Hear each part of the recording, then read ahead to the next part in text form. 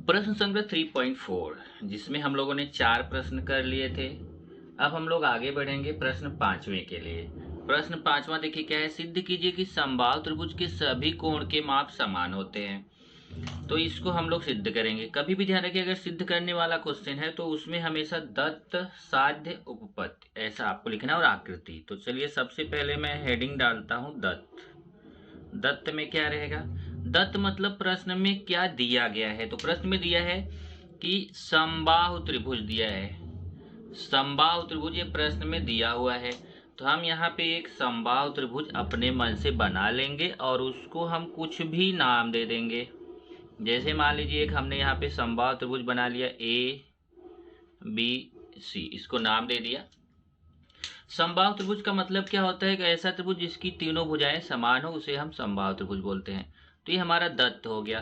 तो दत्त में लिखेंगे त्रिभुज ABC समबाहु त्रिभुज है। समबाहु त्रिभुज है। अब समबाहु त्रिभुज का मतलब क्या हो गया? आपको बताया कि इसकी तीनों भुजाएं समान होती हैं। अब साध्य, सिद्ध क्या करना है? हमें सिद्ध करना है। क्वेश्चन में फिर देखो, सिद्ध करना है, सिद्ध कीजिए कि जो समबाहु त्रिभुज है उसके सभी कोण समान होते हैं। हमें सिद्ध करना है कि इसके कोण समान होते हैं। कोण मतलब कोण ए, कोण बी, कोण सी। तो हमें यहाँ पे सिद्ध करना है कि कोण ए बराबर कोण बी बराबर कोण सी। हमें सिद्ध करना है कि तीनों कोण आपस में समान होंगे।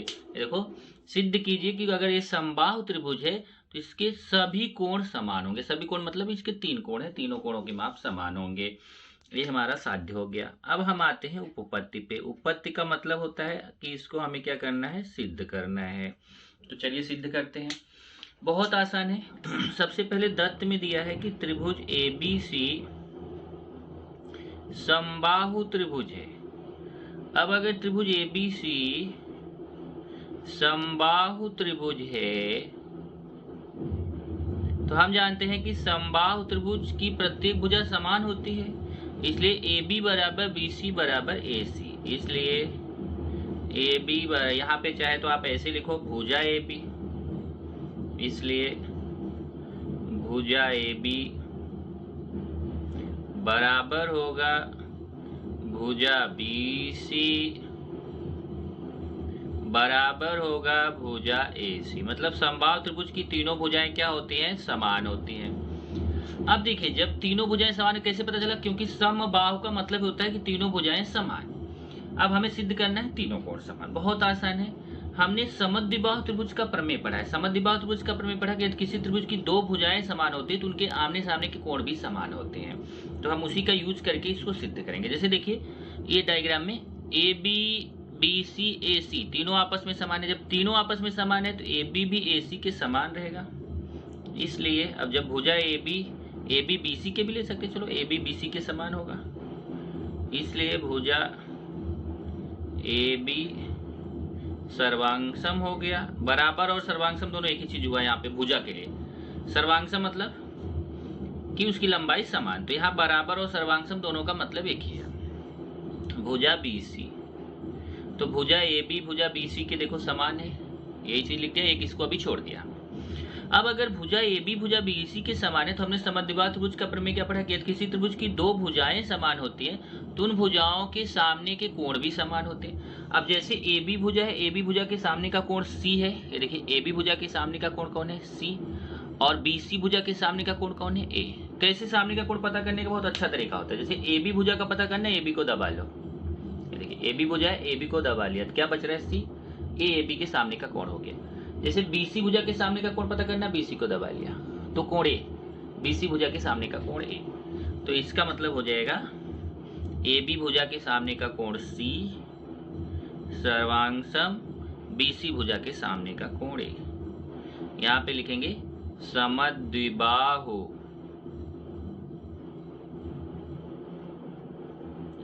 त्रिभुज का प्रमेय। हमने पढ़ा है समद्विबाहु त्रिभुज के प्रमेय से यदि किसी त्रिभुज की 2 भुजाएं समान होती हैं तो उन भुजाओं के सामने के कोण भी समान होते हैं। इसको कर देते हैं समीकरण 1।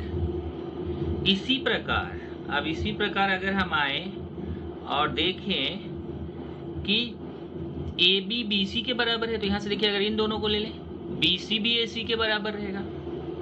इसी प्रकार बी सी भी किसके बराबर रहेगा, ए सी के। इसी प्रकार भुजा बी सी भी सर्वांगसम रहेगा भुजा ए सी के। और जब भुजा बी सी ए सी के सर्वांगसम, दोनों आपस में समान है, तो वही तरीका इसमें भी लगाएंगे। बी सी के सामने का कोण ए सर्वांगसम हो जाएगा। देखिए BC के सामने का कोण लिया, BC भुजा के सामने का कोण, और AC भुजा के सामने का कोण कौन है, AC भुजा के सामने का कोण B है। तो कोण A सर्वांगसम कोण B। यहाँ पे समीकरण 2, कारण वही है, समद्विबाहु त्रिभुज का प्रमेय, समद्विबाहु त्रिभुज का प्रमेय। क्लियर। अब देखिए समीकरण 1 और 2 से ध्यान से देखिए, कोण A के ही सर्वांगसम C है और कोण A के ही सर्वांगसम B है। ध्यान से समझना, कोण A के सर्वांगसम C, कोण A के सर्वांगसम B, मतलब जितना कोण A है उतना ही C है, और जितना कोण A है उतना ही B है। इसका मतलब तीनों आपस में बराबर हो गया, मतलब B भी C के बराबर हो जाएगा। इसलिए कोण A सर्वांगसम कोण B सर्वांगसम कोण C।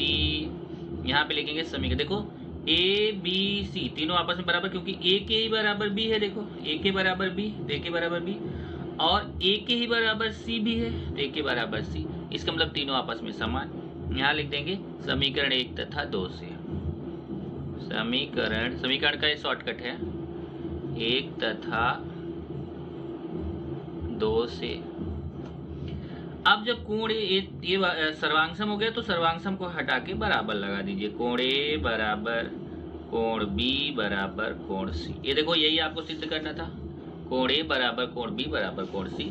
आप यहाँ लिख दीजिए यही सिद्ध करना था। सिद्ध करना था मतलब यही हमें प्राप्त करना था, यही हमें निकालना था।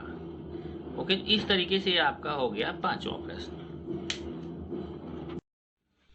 प्रश्न 6 देखेंगे, त्रिभुज ABC में कोण BAC की समद्विभाजक भुजा BC के बिंदु D पर लंब है, तो सिद्ध कीजिए त्रिभुज ABC समद्विबाहु त्रिभुज है। तो पहले तो इसका डायग्राम बनाते हैं। देखो क्या बोला है कि एक त्रिभुज ABC है, तो पहले हम एक त्रिभुज ABC ले लेते हैं।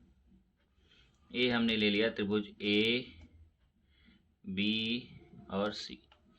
अब इसमें क्या बोला है कि कोण BAC मतलब देखो ये जो बीच वाला अक्षर A मतलब कोण A का समद्विभाजक। तो यहां से हम एक कोण A है ना, इसका समद्विभाजक खींचेंगे ऐसे, कोण A का समद्विभाजक ऐसे।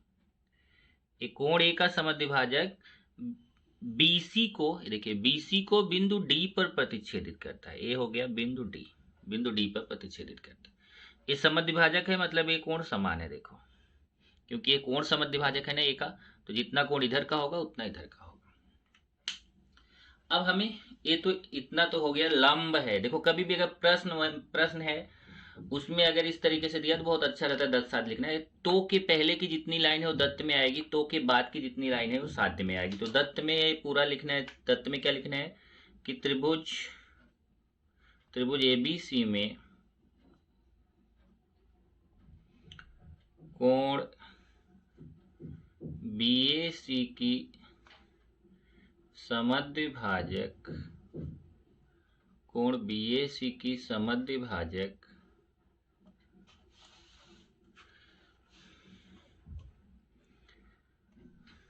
भुजा, देखो यही लिख रहा हूं, भुजा BC के बिंदु D पर लंब है। समद्विभाजक भुजा BC के बिंदु D पर लंब है। ये तो हो गया दत्त। दत्त के बाद साध्य। साध्य मतलब जो सिद्ध करना है, जो प्राप्त करना है। तो सिद्ध करना क्या, देखिए सिद्ध कीजिए क्या, त्रिभुज ABC समद्विबाहु त्रिभुज है, सिद्ध करना है। त्रिभुज ABC समद्विबाहु त्रिभुज है, समद्विबाहु त्रिभुज है। ये हो गया हमारा साध्य। अब हमें उपपत्ति, हमें दिखाने के जो त्रिभुज है ना, ये समद्विबाहु त्रिभुज है। समद्विबाहु मतलब क्या होता है कि जिसकी दो भुजाएं समान होती है उसको हम बोलते हैं समद्विबाहु त्रिभुज। तो देखो कैसे सिद्ध करेंगे, बहुत आसानी से। अगर हम दिखा दें कि इस त्रिभुज में भुजा ए बी भुजा ए सी के बराबर है तो ये समद्विबाहु त्रिभुज सिद्ध हो जाएगा। अब भुजा ए बी भुजा भुजा ए सी के बराबर सिद्ध करने के लिए हम क्या करेंगे, ये जो दो त्रिभुज बन रहे हैं ना छोटे छोटे, इन दोनों त्रिभुजों को हमें सर्वांगसम दिखाना है। और सर्वांगसम दिखाने के लिए हमारे पास जो कसौटी मैंने बताया था, उसी कसौटी का यूज करके सर्वांगसम दिखाना है।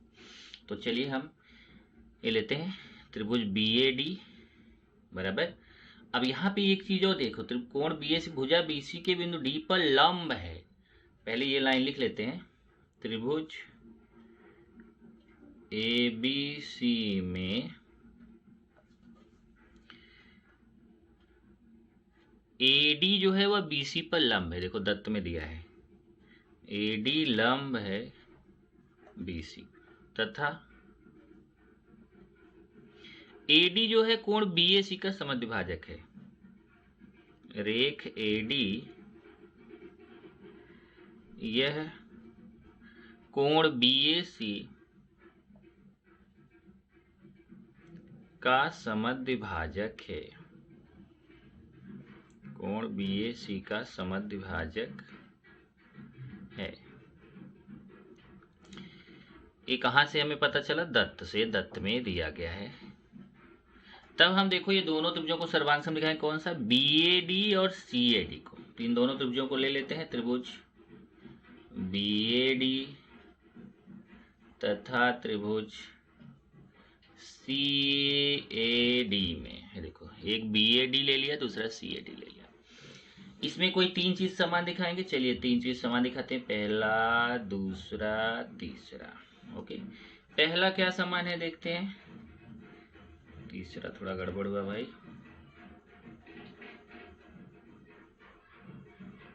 चलो पहला क्या, देखो ये, देखो ये दोनों कोण समान है। इस त्रिभुज का कोण बी ए डी इस त्रिभुज के कोण सी ए डी के समान है। तो कोण बी ए डी सर्वांगसम कोण सी ए डी कहां से पता चला, दत्त से। दूसरा ये देखिए, ये लंब है। लंब का मतलब इधर भी 90 अंश इधर भी 90 अंश। कोई चीज अगर लंब बोलता है ना, लंब का मतलब वहां जाकर के वो दोनों तरफ 90 अंश का कोण बनाएगा। तो ये देखिए, इस त्रिभुज का कोण ए डी भी 90 अंश है, इस त्रिभुज का कोण ए डी सी 90 अंश है। तो यहाँ लिखेंगे कोण ए डी बी सर्वांगसम कोण ए डी सी। कारण क्या लिखेंगे, प्रत्येक, प्रत्येक है यह है, प्रत्येक 90 अंश। और ये देखिए एडी भुजा, एडी भुजा दोनों में है। एडी भुजा इस त्रिभुज की भी भुजा है, इस दोनों तरफ के त्रिभुज, देखो ये त्रिभुज एडीबी की भुजा एडी है और त्रिभुज एडीसी की भी भुजा एडी है। भुजा एडी दोनों में कॉमन है, कॉमन मतलब सामान्य होता है। तो यहाँ पे लिखेंगे भुजा एडी सर्वांगसम भुजा एडी। कौन सी भुजा हो गई, सामान्य भुजा। कौन सी भुजा हो गई, यहाँ पे यह है सामान्य भुजा। अब देखिए तीन चीज हमने समान दिखा दिया, तो इसका मतलब दोनों त्रिभुज सर्वांगसम हो गए। त्रिभुज बी ए डी सर्वांगसम त्रिभुज, भुजा लिख दिया। देखिए ये बी ए डी त्रिभुज सी ए डी दोनों सर्वांगसम है, यहाँ सर्वांगसम का निशान है। त्रिभुज सी ए डी कसौटी लिखेंगे। कसौटी बहुत आसान है, देखिए एक कोण इस कोण के बराबर, इस त्रिभुज का ये दो कोण इस त्रिभुज के इस दो कोण के बराबर है। इस त्रिभुज के इन दोनों कोणों के बीच की भुजा इस त्रिभुज की इन दोनों कोणों के बीच की भुजा के समान है। तो यहाँ कसौटी हो गई को भू को कसौटी। यहाँ लिख दिया को भू को कसौटी। और जब को भू कसौटी से दोनों त्रिभुज सर्वांगसम हो जाते हैं, तो हम जानते हैं जब दो त्रिभुज सर्वांगसम हो जाते हैं तो उनके अन्य घटक अपने आप समान हो जाते हैं। तो जब ये दोनों त्रिभुज सर्वांगसम हो गए, इस त्रिभुज की भुजा ए बी इस त्रिभुज की भुजा ए सी के सर्वांगसम हो जाएगा। इसलिए भुजा ए बी सर्वांगसम भुजा ए सी। कारण क्या रहेगा, सर्वांगसम त्रिभुजों की संगत भुजाएं, ये कारण में लिखेंगे। ये कारण सब लिखना जरूरी है, इस पे मार्क्स रहता है। सर्वांगसम त्रिभुजों की संगत भुजाएं। और जब देखो, जब ये त्रिभुज ए बी सी की भुजा ए बी भुजा ए सी के बराबर हो गई, मतलब दो भुजाएं समान हो गई। जिस त्रिभुज की दो भुजाएं समान हो जाती है उसको क्या बोलते हैं? समद्विबाहु त्रिभुज। इसका मतलब त्रिभुज ए बी सी समद्विबाहु त्रिभुज है। इसलिए त्रिभुज ए बी सी, यहाँ पे चाहे तो ऐसे थोड़ा कारण लिख दो। अतः त्रिभुज ए बी सी की दो भुजाएं समान है, इसलिए त्रिभुज ए बी सी की दो भुजाएं समान हैं, और दो भुजाएं समान हैं इसलिए त्रिभुज ए बी सी समद्विबाहु त्रिभुज है। इसलिए त्रिभुज ए बी सी समद्विबाहु त्रिभुज है। यहां से आपका सिद्ध हो गया। देखो यहां सिद्ध करना था ना, त्रिभुज ए बी सी समद्विबाहु त्रिभुज है, आपका सिद्ध हो गया त्रिभुज ए बी सी समद्विबाहु त्रिभुज है। तो यहाँ पे देखिए हमने प्रश्न आपको 1 से लेके 6 तक पूरा करा दिया। अब मैं 2 क्वेश्चन आपको होमवर्क दे देता हूँ। होमवर्क में आपको 7वां खुद से करना है, 8वां खुद से करना है। ये 2 क्वेश्चन आपको होमवर्क है, ओके, ये आपको खुद से करना है। अभी देखिए समरूप त्रिभुज क्या होता है। समरूप त्रिभुज को समझना है। समरूप त्रिभुज क्या होता है? बहुत आसान है, ध्यान से समझिए। समरूप का मतलब नाम से लग रहा है समान रूप। इसका मतलब क्या हुआ कि उनके रूप तो समान रहेंगे, उनकी लंबाई छोटी बड़ी हो सकती है, ओके। तो यहाँ पे आप लिखेंगे कि दो त्रिभुज अगर समान रूप वाले हैं तो उनको समरूप त्रिभुज कहते हैं। लेकिन गणितीय तरीके से हम उसको कैसे बताएंगे उसको जरा आपको देखना है कि दो त्रिभुज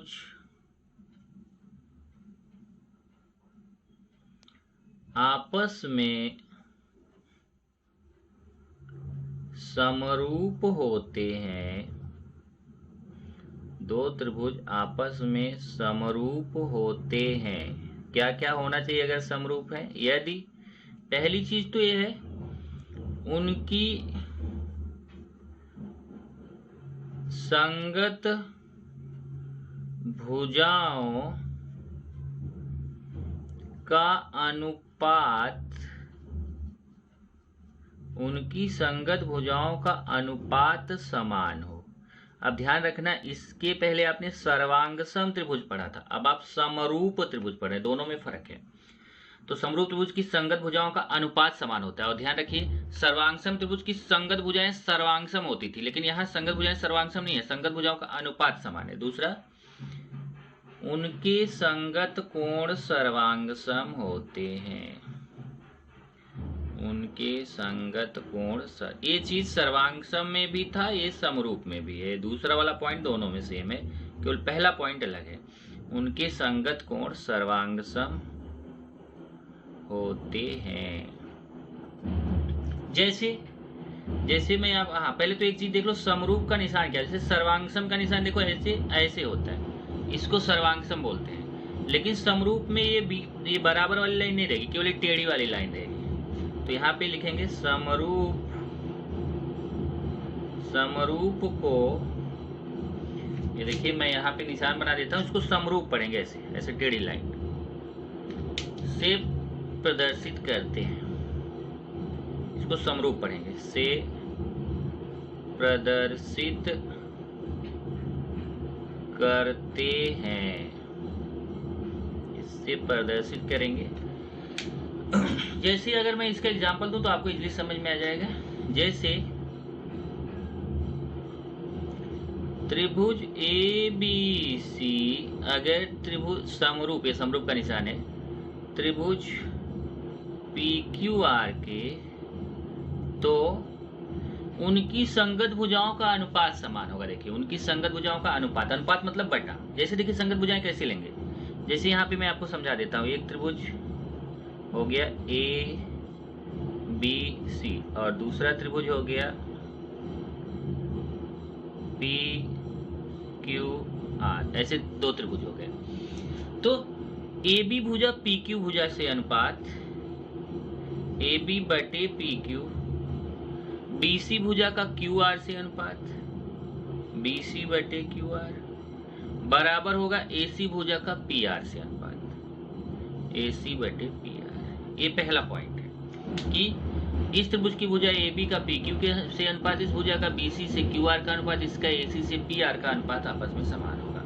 इसको आप अगर वैसे लेते हो, देखो यहाँ से ए बी बटे पी क्यू, बी सी बटे क्यू आर, ए सी बटे पी आर। और दूसरा पॉइंट क्या है कि इसका कोण ए कोण पी के सर्वांगसम होगा, कोण ए सर्वांगसम कोण पी, कोण बी कोण क्यू के सर्वांगसम होगा, कोण बी सर्वांगसम कोण क्यू, और कोण सी कोण आर के सर्वांगसम होगा, कोण सी सर्वांगसम कोण आर। तो अगर समरूप त्रिभुज है तो ध्यान रखिए, सर्वांगसम त्रिभुज नहीं, समरूप त्रिभुज है तो उनकी भुजाओं का अनुपात, अनुपात मतलब बटा, ए बी बटा पी क्यू मतलब ए बी अनुपात पी क्यू, तो उनकी भुजाओं का अनुपात समान होगा, मतलब बटा करके समान होगा, और उनके संगत कोण सर्वांगसम होंगे। ये समरूप त्रिभुज की खासियत है। अब इसमें ध्यान रखिए कि कुछ पॉइंट्स इंपॉर्टेंट है। अगर दो त्रिभुज सर्वांगसम है तो समरूप भी होंगे, ये ध्यान रखिए। यहाँ पे मैं लिख देता हूँ, याद रखिए, याद रखिए। मैं पहला पॉइंट है, सर्वांगसम त्रिभुज हमेशा समरूप होते हैं। सर्वांगसम त्रिभुज सदैव, सदैव मतलब हमेशा समरूप होते हैं।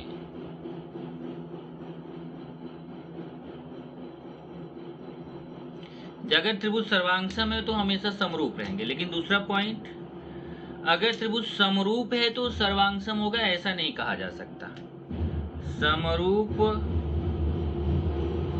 त्रिभुज भी सर्वांगसम होंगे, समरूप त्रिभुज भी सर्वांगसम होंगे, ऐसा नहीं कहा जा सकता है। मतलब जब दो त्रिभुज समरूप हैं तो सर्वांगसम होंगे, ऐसा नहीं बोल सकते। लेकिन अगर सर्वांगसम है तो पक्का वो समरूप होंगे, लेकिन समरूप है तो पक्का सर्वांगसम होंगे, ऐसा नहीं बोल सकते हैं। अब इसी पे आपका है प्रश्न संग्रह 3.5। प्रश्न संग्रह 3.5, इसमें 3 ही क्वेश्चन है। तो पहला प्रश्न देखते हैं। प्रश्न 1 क्या है? प्रश्न 1 है,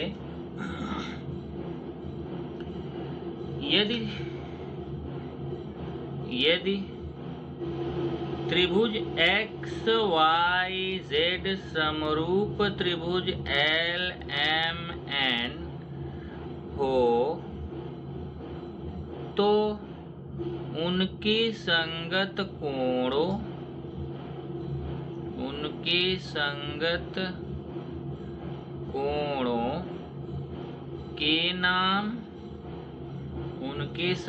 कोणों के नाम लिखो। एक तो ये दोनों त्रिभुज समरूप है तो संगत कोणों के नाम लिखो, और संगत भुजाओं के अनुपात भी लिखो। अगला है संगत भुजाओं के अनुपात, मतलब भुजाओं का अनुपात भी लिखो। संगत भुजाओं के अनुपात भी लिखो। तो ये तो जो अभी ऊपर बताया उसके जैसा ही है, आप केवल त्रिभुज का नाम अलग हो गया। जैसे यहाँ पे देखो, पहले तो हल में लिख देता हूँ। हल में देखो सेम यही चीज लिखना है आपको। देखो यहाँ पे मेरा त्रिभुज ए बी सी और पी क्यू आर था, उसके संगत कोण सर्वांगसम और संगत भुजाओं का अनुपात समान। सेम यही चीज हमें यहाँ लेना है, बस हमारा त्रिभुज यहाँ ए बी सी और पी क्यू आर था, यहाँ त्रिभुज एक्स वाई जेड और एल एम एन है, पर तरीका वही है। तो पहले क्या है, त्रिभुज एक्स वाई जेड समरूप है त्रिभुज एल एम एन के। तो पहला पॉइंट हमें लेना है संगत कोणों के नाम, संगत कोणों के नाम। तो देखिए कोण, ये देखो पहला कोण पहले कोण के बराबर, दूसरा कोण दूसरे कोण के बराबर, तीसरा कोण तीसरे कोण के बराबर। तो कोण x सर्वांगसम कोण L, कोण x सर्वांगसम कोण L। दूसरा देखिए दूसरा कोण दूसरे के, कोण y सर्वांगसम कोण M, कोण y सर्वांगसम कोण M। और तीसरा कोण तीसरे के बराबर, कोण z सर्वांगसम कोण N, कोण z सर्वांगसम कोण N। ये तो संगत कोणों के नाम हो गए। फिर संगत भुजाओं का अनुपात लिखेंगे। संगत भुजाओं का अनुपात, अब अनुपात मतलब आपको बताया था ना, संगत भुजाओं का अनुपात निकालना है। अनुपात मतलब उनका बटा करने के बाद, लेकिन भुजाएं संगत लेनी है। तो बहुत आसान है, देखिए इधर जैसे आपने पहला दूसरा लिया एक्स वाई भुजा, तो इधर भी पहला दूसरा LM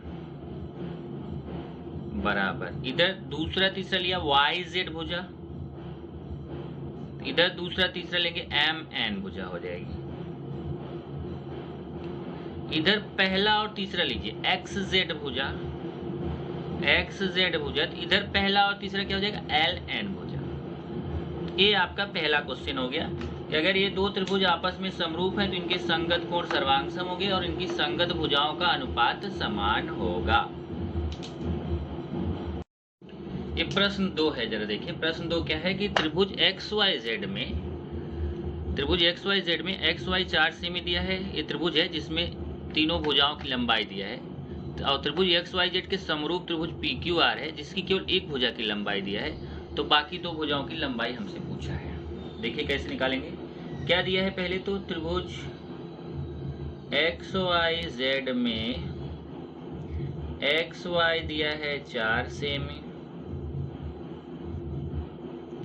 YZ दिया है 6 सेमी और XZ दिया है 5 सेमी।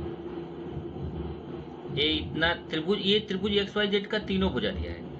और त्रिभुज PQR में, इसमें केवल एक ही भुजा दिया है, PQ दिया है 8 सेमी। QR भुजा हमें निकालना है और PR भुजा भी हमें निकालना है। बाकी दो भुजाएं, अन्य भुजाएं उसको हमको निकालनी, मतलब बाकी दो भुजाएं निकालनी। और क्या दिया है, और दिया है कि त्रिभुज XYZ समरूप है त्रिभुज PQR के। तो हम जानते हैं अगर दो त्रिभुज समरूप होते हैं तो उनकी संगत भुजाओं का अनुपात समान होता है। कैसे बताया था आपको, जैसे इसका पहला दूसरा लीजिए XY बटे, तो इधर से पहला दूसरा लीजिए PQ, इधर से दूसरा तीसरा लीजिए YZ, इधर से दूसरा तीसरा लीजिए QR, इधर से पहला और तीसरा लीजिए XZ, इधर से पहला और तीसरा लीजिए PR। यहाँ पे लिखेंगे समरूप त्रिभुजों की संगत भुजाएं, समरूप त्रिभुजों की संगत भुजाएं। अब चलिए यहाँ पे हम क्या करते हैं, मान रखते हैं। देखिए XY का मान 4, देख लो XY का 4 है तो 4 रख दिया, बटे PQ का मान, PQ का मान भी मालूम है, PQ का 8। चेक करो, XY का 4 है तो XY की जगह 4 रख दिया, PQ का मान 8 है तो PQ की जगह 8 रख दिया। YZ का 6 है, QR का निकालना है। XZ का 5 है, PR का निकालना है। अब देखिए इसके दोनों मान मालूम है और इसका केवल एक ही मान मालूम है, इसका केवल एक ही मान मालूम है। तो ये जिसके दोनों मान मालूम है ना, उसी के साथ बाकी दोनों को लेंगे। जैसे कैसे, देखिए एक बार 4/8 के साथ 6/QR को लेंगे और एक बार इसी 4/8 के साथ 5/PR को लेंगे, क्योंकि तीनों तो आपस में बराबर है ना। तो जब 3 बराबर है तो दोनों दो तो बराबर रहेंगे ना। एक 4/8 6/QR के बराबर है और 4/8 5/PR के भी बराबर है। अब हम तिर्यक गुणा करेंगे, 4 का QR से, 6 का 8 से। 4 QR हो जाएगा, 6 गुणे 8 हो जाएगा। अब ये हो जाएगा 4 QR, 6 8 48। फिर 4 का गुणा यहाँ छिपा हुआ है तो उधर जाके भाग हो जाएगा। QR बराबर 48/4, QR बराबर हो जाएगा 48 में 4 का भाग दीजिए 12। 12 सेमी, सेमी भी है ना, 12 सेमी हो जाएगा। यहाँ से सेम तरीके से इधर वाला भी निकालिए। तिरिया गुणा करेंगे, 4 का पी आर से गुणा होगा तो यहाँ हो जाएगा 4 पी आर, और 8 का 5 से ये हो जाएगा 4 पी आर, 8 बचे 40, फिर 4 का गुणा उस तरफ जाके भाग हो जाएगा, 40/4, 4 से 40 को काटेंगे,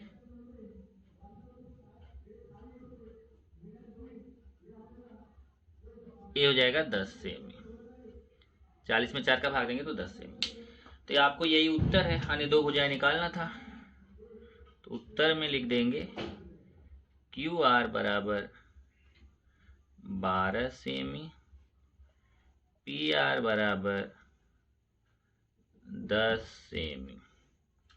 और इसमें आपका एक प्रश्न और बच रहा है, प्रश्न नंबर 3, जो आपको होमवर्क है, ये आपको खुद से करना है। इसमें केवल 2 त्रिभुज बनाने हैं, 2 त्रिभुज बना के उसमें उसको केवल प्रदर्शित करना है।